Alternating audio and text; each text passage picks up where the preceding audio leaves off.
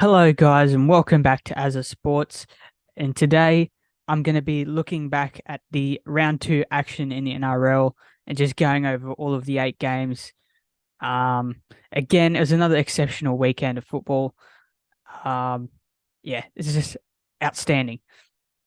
Before we do, make sure to like and subscribe if you're liking this content, because again, there's going to be a lot more coming with the season only just getting underway.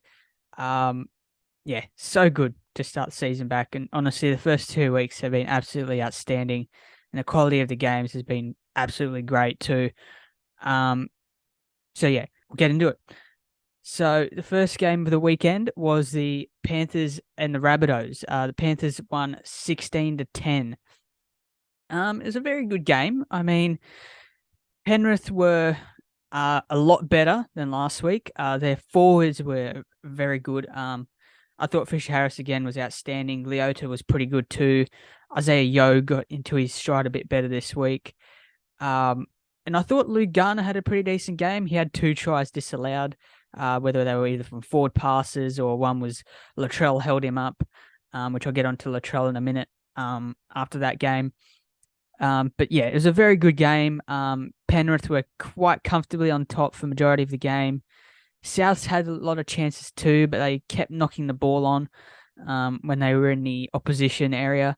But they did fight back late. It was a very good game. They did fight back late. And with only a few seconds to go, they almost got the job done. I think it was Jed Cartwright was on the edge and he kicked it through. And can't remember exactly who it was. I think it might have been Alex Johnston. Um, Nearly got there, but Ed was there in time just to knock it out of the way. It's a great game to finish off, but Panthers are a little too good.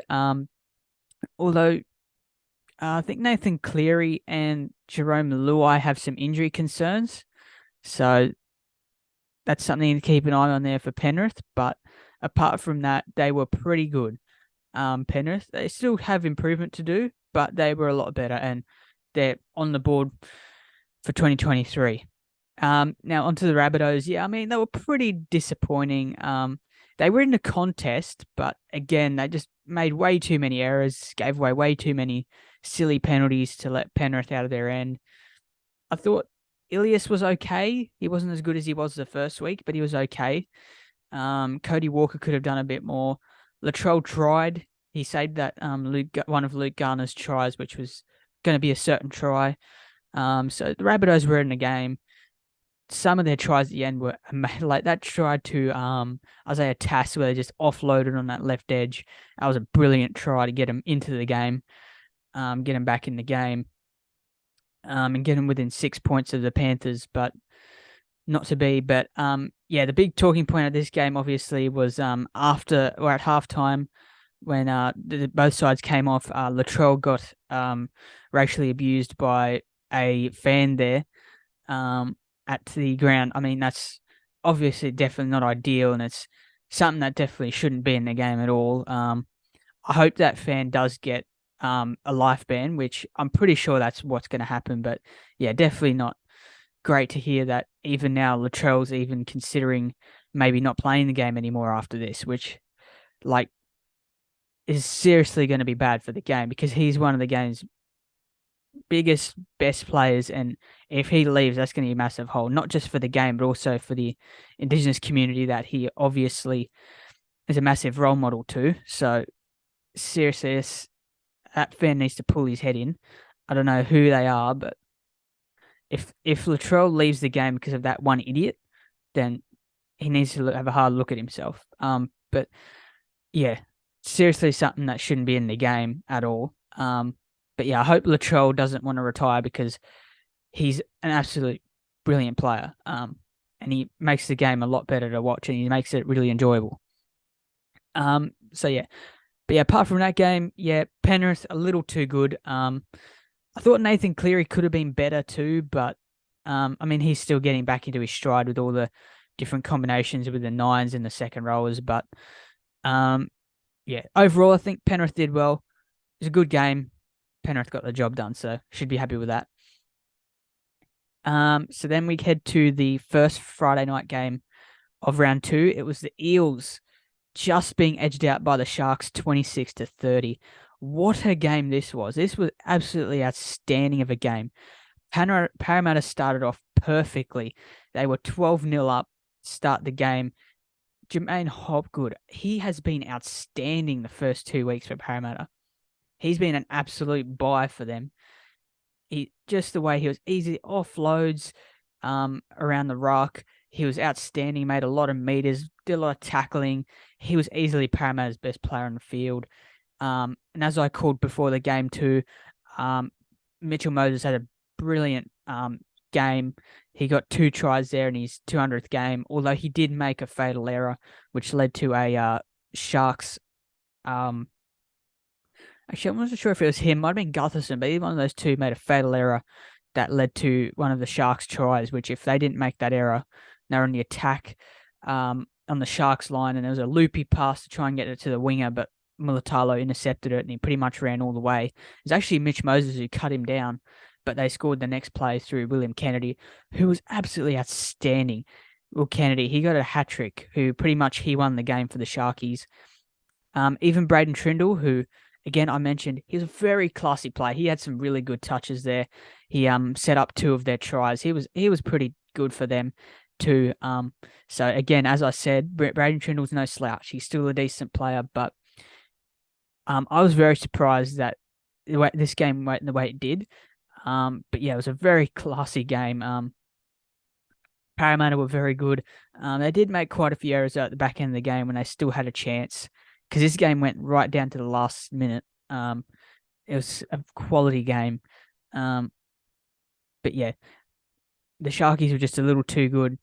William Kennedy, he was just outstanding.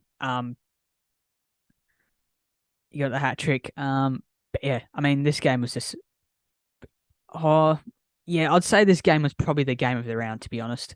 It was absolutely outstanding. Great to watch. Unlucky there for Mitch Moses' 200th, but yeah. Hopefully the Eels can turn around this weekend for you Eels fans out there. The next game on the Friday, this was the Queensland Derby. The Broncos ended up coming at the victors 28-16 over the Cowboys. This game too was pretty good to watch. There was a little bit of controversy, not really, but there's a little bit. Again, sort of a close game, but the Broncos are just a little bit too good. Reece Walsh was exceptional. He made that team look so threatening. The way he just ran around everyone, stepped everybody. He made the Cowboys' defense look like they weren't even there. They were outstanding. Herbie Farnworth, again, was absolutely exceptional.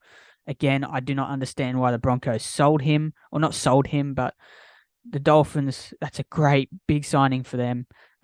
Big loss. That's going to be a big loss for the Broncos next year. I thought Katoni Staggs was pretty quiet. He didn't really do too much. Again, the Broncos forwards were exceptional. Payne Haas, Pat Carrigan, you know what you're going to get from them. Yeah, outstanding. Adam Reynolds just, again, controlled the game pretty well. Ezra Mam was pretty good too. Although he did make a few errors, but he was pretty good.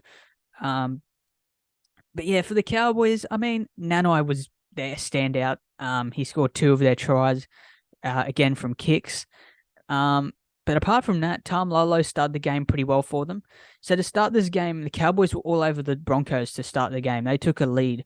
I'm pretty sure it was 2-0 early. I'm pretty sure they started the game very well, the Cowboys. But then, I don't know, they just kind of fell off a little bit, made a few errors, and then they let the Broncos back in the game. And it was 12-all at the break, I'm pretty sure it was. And then the Broncos just came out in the second half, and Reece Walsh just took the game by the scruff of the neck and just absolutely obliterated the Cowboys.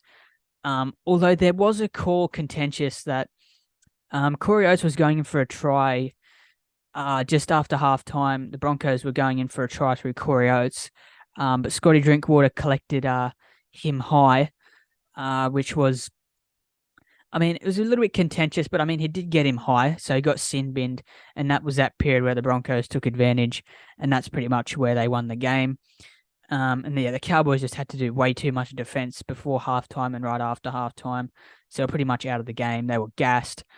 But I mean, they were still in it towards the end of the game, but the Broncos held on a little too good.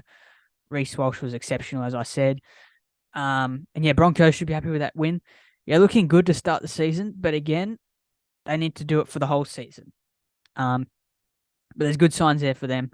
Oh, and also Peter Hiku, he's also been suspended for this game. Where I think it was his crusher on Corey Oates earlier. Corey Oates got quite touched up in this game.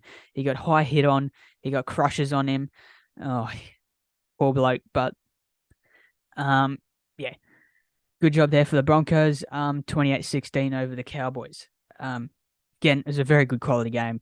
But yeah, Cowboys just had to do a bit too much defense, and they just made too many errors and gave away too many silly penalties. The next game, so the first game on the Saturday, we had the Roosters taking on the Warriors. This was actually a pretty decent game. I think most people would have thought this game would have been an absolute annihilation by the Roosters, but as I said, this game was going to be closer than most people would have thought because the Warriors looked pretty good in round one against the Knights, and they showed some good resolve. And they did show quite a bit of good resolve in this game too. So the Roosters ended up winning 20-12. So again, the Roosters started very, very well. They got 2 early tries, which pretty much set the game up for them, where I thought, oh, here we go. Roosters, this is going to be maybe the annihilation by the Roosters. But to the Warriors' credit, they hung on in there. They got a few tries back themselves. They got a try back early. It's a very backwards forwards type game. The Roosters looked on top for the majority of the game, though, pretty comfortably, but they just couldn't quite crack the Warriors line. I thought the Warriors stand out. I mean, Wade Egan had some good touches there. Tohu Harris, good as always. Their forward pack was okay. But personally, they could have done a bit better there, but Chance, he didn't do too much, but he did okay. Chance from last week. And for the Roosters, I mean, they were just too good. Jackson Paulo Paolo got a double there for the Roosters, off some good ball movement from the Chooks. Yeah, it was just a good set plays that got him over the line quite easily at the start of the game when they started very well. And then after that, they had the try to Sam Walker later on in the game, which again, Su'ali, he's been absolutely outstanding in this game. He broke the line quite a few times, set up a try to Sam Walker. So it looked like he was actually going to bomb that try because he had Tedesco in support, but he tried to run it himself around the fullback and he nearly got tackled. He just broke the tackle. And then another tackle came over, almost got him, but he offloaded at the last minute. And Sam Walker, lucky he was there, got over in the corner. That was a lucky try there. Almost bombed it there, Su'ali. But other than that, he was pretty good. Didn't miss many tackles. He did very well, Su'ali, as he always normally does. Tedesco was a lot better than last week. He set up one of Jackson Paolo's first tries. Yeah, he's a lot better this week. Although he still will take a bit of time to get back to his raring form, but he'll get back there. I thought Luke Keary had some pretty good touches too. Some of his kicks were pretty good at the start there of the game. Sammy Walker did all right. And yeah, Roosters pack did a lot better than they did in week one after they were pretty much embarrassed by the Dolphins. But yeah, I mean, this was overall in all, this was a pretty close game. Roosters were a little bit too good, too much class, but it was a pretty close backwards forwards game there between the Roosters and the Warriors. Now, another close game here. It was the Dolphins again getting another win, 20-14 over the Raiders. So the Dolphins go 2-0 and the Raiders are 0-2. So very different start to both the season for both these sides. Again, Dolphins, outstanding. The way they've been this last 2 weeks. I know it's only been 2 weeks and both their games have been at home, but the way they fought back in this game, Canberra, they started the game quite well. I'm pretty sure they were on top for a while there. Although the Dolphins did fight back through Sarko again, had another good game for them. The Hammers outstanding. Their forward pack's just doesn't give up at all. They're just outstanding. Jerry Marshall King again was just as good, although he did get sin binned, which was not a great thing there for the Dolphins. But even through that, they still managed to get the job done, which is just quite outstanding. For the Raiders, I thought Jack Whiten was good again. Other than that, not too. I mean, they had good touches. Elliot Whitehead had some good touches. Their forwards were better. Um, Although, yeah, they just made again too many errors, too many penalties given away, which Ricky Stewart wouldn't have been happy with. I mean, they were still in it until the death, but Dolphins were just way too good. The hammer, I'm pretty sure he got a double, outstanding. Tommy Gilbert's try in this game was the one that's probably the most contentious because it was on a, so it came from a kick, and it looked like it was a like Tommy Gilbert was escorting one of the Raiders players when he was running for the ball when he scored off the kick from Sean O'Sullivan. Um, but yeah, I mean, it was given a try, but on replays, it looked like it was going to be given a no try. But all of a sudden, they gave it a try again. So that's probably the biggest contention that came out of this game. But again, the Dolphins were a little bit too good. Raiders should have still dealt with it. So yeah, Dolphins, they're being impressive. Good to see him doing well, which is now obviously now bringing talks up about the NRL now wanting to go to a 20 team competition now, and trying to bring back the Adelaide Rams and making some I think they were talking about making another North Queensland team and then making it so those players are all just Papua New Guineans or something like that.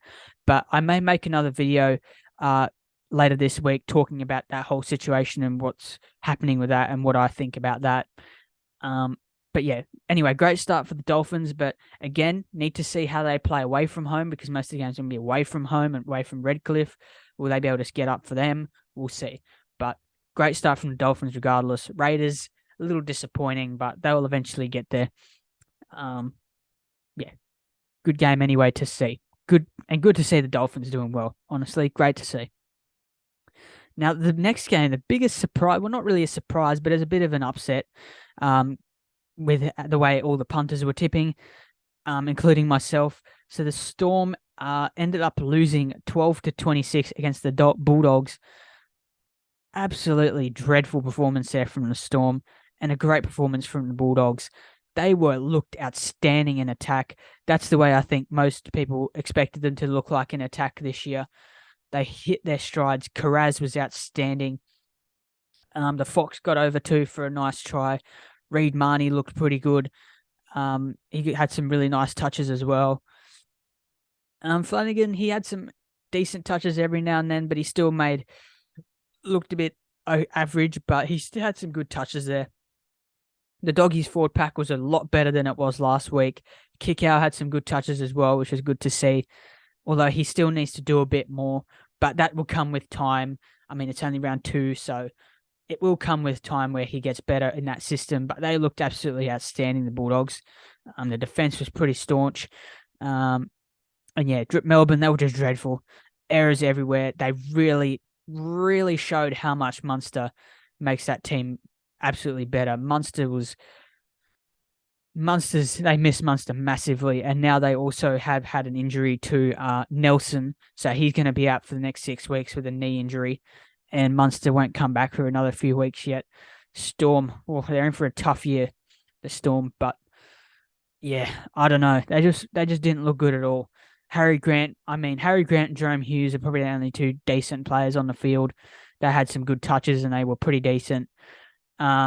Apart from them, the rest of their team was pretty dreadful. But yeah, Dolphins, sorry. The Bulldogs were just way too good, and this is probably now where their fans are going to start hyping it up now way too much. But yeah, we'll see how they go. But it was a very good game. And yeah, but it was good to see the Bulldogs get to where everyone probably thought they should be. But it was a good performance nonetheless, and they'd be very happy with that, and I think their fans should be too. Yeah, good game to watch there if you're a Doggies fan. Not so much if you're a Storm fan or if you're Craig Bellamy. That spray at dummy, that spray at halftime. Oh, I'm kind of a bit nervous as a Titans fan because we play them this week. But I'm quite a little bit confident about playing them this week, despite what everyone else is saying. But anyway, we'll get on to the Titans in a second. Um, Now the next game. This game, quite a bit of drama in this game. So the West Tigers ended up going down to the Knights 12-14. Honestly, I do not understand how the Tigers lost this game. They had absolutely a ton of possession. Um, they had all the ball. The Knights had 4 or 5 players go out due to injury. They had one player on the bench who's Leo Thompson, who I'll get onto in a minute. Yeah, the Tigers, I mean, again, as I said last week, they looked erratic in defense, in attack. They just didn't look calm or settled.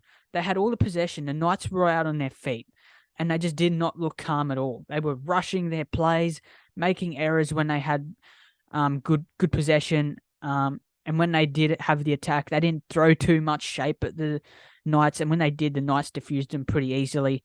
Although the Knights did defend very desperately, which I'll give credit to the Knights. That defense yesterday was outstanding. The Knights should be very pleased with that.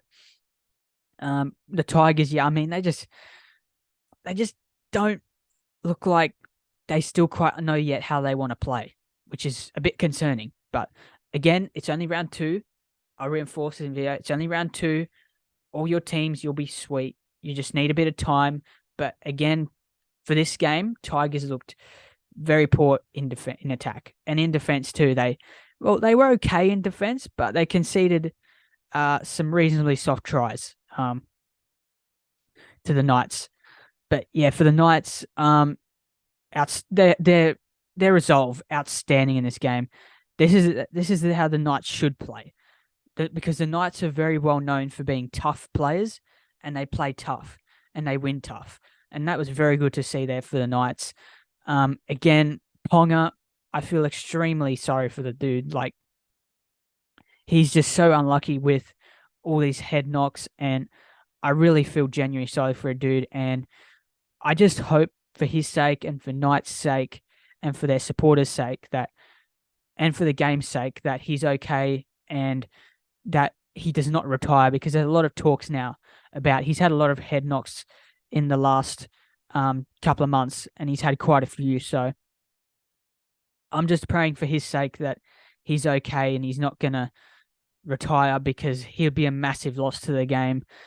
And yeah, I just hope he's okay, and hope he gets well soon and he can get back out to the field for the Knights and he stays well, and hopefully the Knights can deal well without him, but it's going to be tough for them.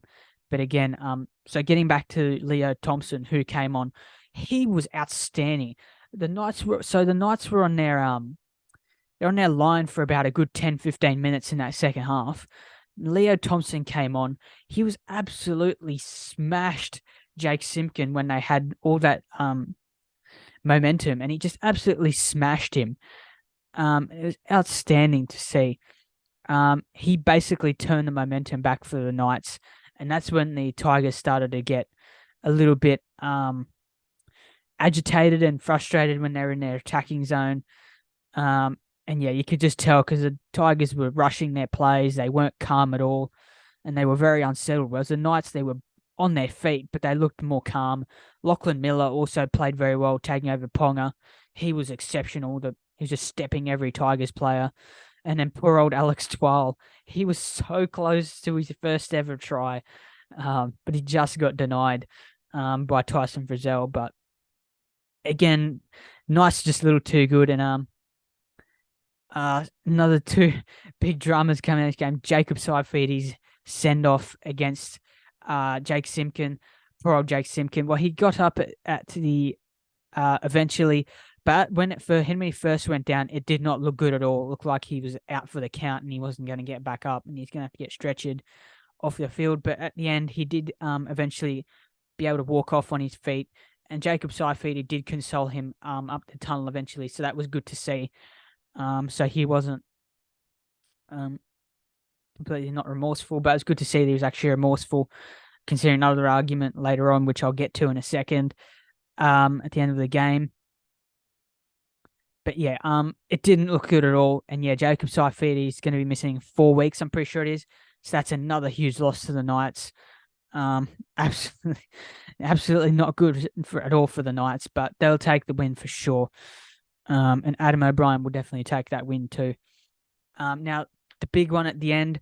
So this was Jake Jackson Hastings high tackle on Tommy Talau, which led to Asis Kapoor's try, which got the Tigers on the board in the first half.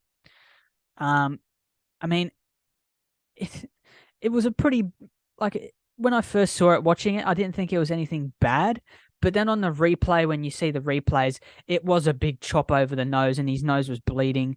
And at the end of the game, there, Tommy Talau didn't shake his hand, and then David Clemmer came across and started swearing and barking up at Jackson Hastings. I mean, it's not a great sight to see, but um, yeah, I don't know. I think it's just that, like, obviously, what I like watching it live, I didn't see too much wrong, but I did see after the play that Tommy Talau was down, so I thought something must have happened. Um, but yeah, I don't know if it was on purpose. Obviously, it wouldn't have been on purpose, I wouldn't think. But it was pretty heated, obviously, with the two players that crossed codes, cross teams, sorry, with Clemmer coming from the Knights to the Tigers and Hastings coming from the Tigers to the Knights. There was a little bit of angst in that game between those two, and just in general between those clubs with the players that swapped. But yeah, definitely wasn't a good sight to see David Clemmer do that. And yeah, seeing Mark Guyer's response to it earlier today, I kind of agree with him in the fact that David Clemmer was actually quite disappointing for the Tigers. And if he was spent, not necessarily, I'll put it that way, but he should have been a lot better than, he's one of those senior guys in that Tigers pack, and he should have been the one to calm them down in that attack. And he didn't. He was quite erratic himself. He was very fiery, and that's what led the emotion to get to the Tigers, and that's why the Knights ended up getting the job done. They were more composed when they had the ball in their hand. Although they did have the game, they were 8 points up, which again, the other thing I won't understand is why the Tigers didn't take 2 points when Jake Simpkin was sent off. Like, Stefano Tucumani got that try at the end of the game, but if they took that 2 points before, the game could have gone a golden point, and then the Tigers probably could have won that game. But because they didn't take that 2 points, I think that's relatively what cost them that game. But again, it was just that they were too erratic in attack. They weren't calm enough and weren't composed, and the Knights just were too desperate in defense and wanted it more than the Tigers did. Yeah, anyway, it's a very dramatic game, but Knights will take it every day. Now, on to the last game of the round. My boys, the Titans. It's a little bit of a tough game to watch. So the Dragons won 32-18. I mean, it was tough to watch, but there was still some good signs there from the boys. I mean, we did start very well. I was very happy with how we started. Again, same as last week. The first 7 minutes, the Dragons were all over us. We held them out very well. It was only 2-0. And again, we came back. Brimson was absolutely outstanding to set Loffy up. Just to say, Loffy, excellent to get his first tries of his NRL career. Brilliant. He almost had a second too later on in the game. Geez, I know he's quick, but geez, watching him, he's an absolute dynamite in attack. And I know he did make a few errors, but I'm not going to blame that on him because he's still very young, and that's not why we lost. That's not why we lost. But yeah, Loffy, he did play quite well for what he could do because, I mean, for majority of the second half, we had no possession, so we couldn't do much. So, and defensively, they just ran straight. Their middles just ran straight through ours, and that's where the game was pretty much lost. That try where Blake Laurie went through us, that was pretty much the moment where I knew the game was lost. And that was a sign that they were just all over us. But I mean, yeah, onto the Dragons first because they were the winners. Yeah, I mean, Tyrell Sloan was pretty good. He was very comfortable under the high ball. He only had two little hiccups, one at the start of the game, one towards the end of the game. But he was very good for the Dragons. He got a double. I'm going to go and say that break that set up his first try for the Dragons is what set them up to win the game. Because after that point on is when they looked very good and they took the momentum away from us. And yeah, their middles in the second half were outstanding. They were all over ours, just ran straight through us. And Ben Hunt was again very good. He got that try and he just led their team very well. So yeah, again, doing Ben Hunt doing what Ben Hunt does. He just leads them around very well. Blake Laurie was outstanding. He got that meat pie again, and he got that. Well, it was a pretty soft try in the end, really. But at that point, the Titans, we were very fatigued. But again, we should have held them out there. But yeah, not good to see. But again, it is only round 2, so yeah. And then yeah, again onto us. Like we started very well. I was very happy with how we started. Like I was going to say, that first half an hour before that Tyrell Sloan break, which led to that Jacob Little try, we were on top. We had all the momentum. For that first 30 minutes, we had all that momentum, and then after that point, it was just all the Dragons. After that,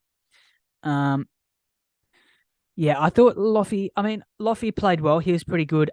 Tino, again, he was outstanding. He got that try at the end to make the scoreline look reasonably better. But yeah, Tino played pretty well. He didn't do too much wrong. Brimson was electric. He was perfect. He didn't do too much wrong.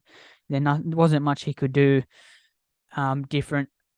Middles, we were good for the first 30 minutes, but that last 60 minutes, they were a little disappointing. They kind of got run over the top of there. But again, as we are a young squad, we will learn to get better with that because, again, last year we had the same problems because we're a very young side, which I know it's not an excuse. We're a young side, and when we lose momentum, it's very hard for us to shift it back. Although there were some silly players, which I'll get on Tanner Boyd in a second, but don't get me wrong, I'm a massive Titans fan, and now BKR, which he has talked about this, I very much agree with him, which our fan base, I don't understand why our fan base craps on our players as much as they do after a couple of bad games. I understand that we're a club that hasn't had a lot of success as we should. Like, we're a club that hasn't had a lot of success over our history. I get that. And that would lead to frustration when we aren't doing well, which I know we haven't done well a lot throughout our history. But don't stress. Like, it's only round 2. We don't need to kick Tanner out. Look at Tanner's last 4 weeks. He was exceptional. Even last week, Tanner was exceptional. Yes, he had one bad game. He made a lot of bad errors. But again, he was not the main. Yes, he didn't play exceptionally. He didn't play well. We all know that. But again, it's round 2. He would have been absolutely gutted by that performance, but he'll come back stronger in round 3 against Melbourne. But again, like, he doesn't deserve all the hate he gets from our fans. He puts his heart and soul in there. I saw him. He was crying. He was very emotional when he made the errors that he did. You could see he bowed his head straight away. So he knew he was in the wrong. He wasn't trying to deflect. He was taking ownership. Personally, I thought he defended quite well, Tanner. But yeah, attacking wise, obviously, a couple of dropouts that didn't quite go to the 10, short dropouts, and a couple of the kicks that didn't quite make to touch. But seriously, Tanner, he had one bad game, and I still have faith in him. He's still our half because I still have faith with what he did in the trials, what he did the last 4 weeks, and what he did last week. He had one hiccup. Every player has one bad hiccup, and I'm more than happy with him staying at 7. I'm backing him in because I'm going to back my team in. I'm not going to chuck him under the bus. Yes, he wasn't great, but I'm backing him in to get better, and I still have faith in what he can do because I know what he can do, and I've seen what he can do.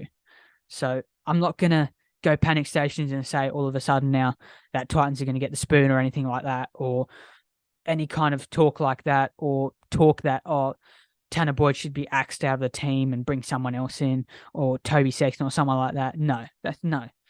The whole problem with us last year, for us Titans fans out there, who I'm talking to you now directly, is that last year Justin Holbrook, he changed our spine up too much, and that's why we kept constantly losing.